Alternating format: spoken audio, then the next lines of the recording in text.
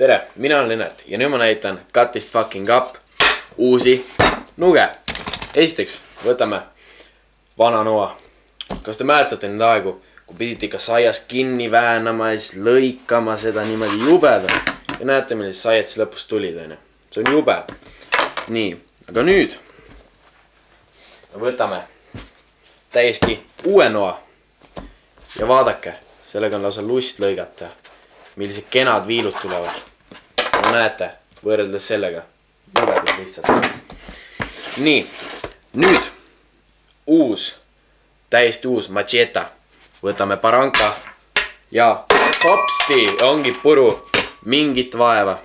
Vanasti pidite küll nüsima palju. Nii, võtame pirni ette. See on uus macheta -3. Panete aga siin niimoodi igat pidi. Ja näete, kui kenad viilud. Mingit probleemi pole. Ja nüüd uus lihanuga. Kahjuks mul täna liha ei ole, siis ma pean näitama seda teile saiaga. Kas pole ju tore? Lausa mõnus on lõigata. Nii, ja ma näitaks teile ka sellist asja. Lausa lust ja lillepidu.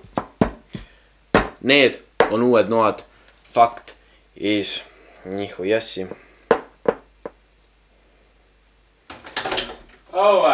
Mis nugade nimed on? Ja nüüd võtame üliuue noa. Vaadake, kuidas see paindub.